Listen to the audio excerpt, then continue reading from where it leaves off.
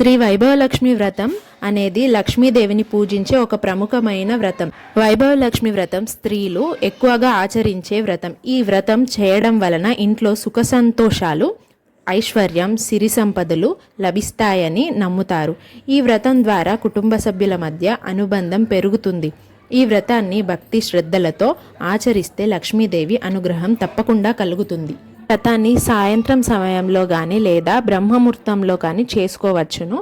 అనువైన ప్రదేశాన్ని శుభ్రం చేసి అలంకరించుకోవాలి. పూజలో కలశం ఆనవాయితీ లేని వాళ్ళు కూడా ఈ పూజ చేసుకోవచ్చు. ముందుగా ఒక పీటని పెట్టి ఆ పీట పైన ఎర్రని వస్త్రం పరిచి ఆ వస్త్రం పైన మన దగ్గర ఫోటో ఉంటే అష్టలక్ష్ములతో కలిసిన శ్రీయంత్రం ఉన్న ఫోటోని పెట్టుకోవచ్చు. లేదంటే శ్రీయంత్రం మరియు ధనలక్ష్మి మాత ఉన్న ఫోటోని కూడా పెట్టుకొని దాని ముందట కొంచెం ఒక పిడికెడు బియ్యం వేసి దానిపైన ఒక చిన్న కలశాన్ని ఉంచి దానికి తమలపాకులతో కానీ మామిడాకులతో కానీ అలంకరించి కలశం పైన ఒక చిన్న గిన్నెని ఉంచి దానిపైన బంగారంతో చేసిన అమ్మవారి ప్రతిమ ఉన్న ఒక కాయిన్ పెట్టుకోవచ్చు.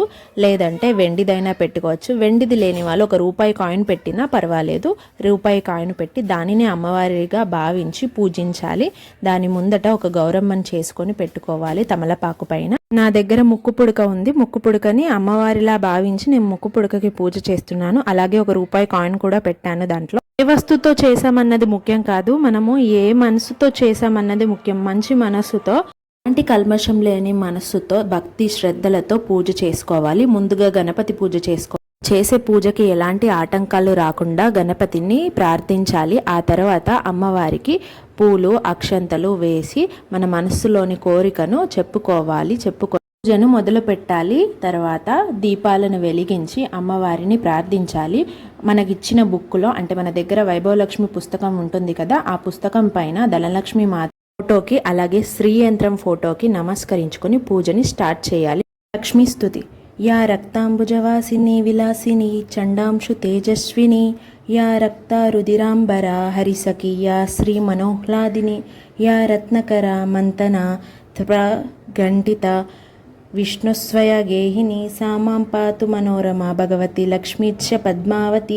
ఎర్రని పద్మములో వసించినట్టి అపూర్వమైన కాంతి కలిగినట్టి అతి తేజస్సు కలిగినట్టి ఎర్రని రూపము కలిగినట్టి ఎర్రని వస్త్రములు ధరించినట్టి విష్ణుమూర్తికి అతి ప్రియమైనట్టి మనస్సుకు ఆహ్లాదము కలిగించినట్టి సముద్ర మంతనములో సాక్షాత్కరించినట్టి విష్ణుమూర్తి భార్య అయినటువంటి కమలంలో జన్మించినట్టి అందరిచే పూజింపబడినట్టి శ్రీ లక్ష్మీదేవి రక్షించు, మమ్ములను రక్షించు. జై మాతా ధనలక్ష్మి.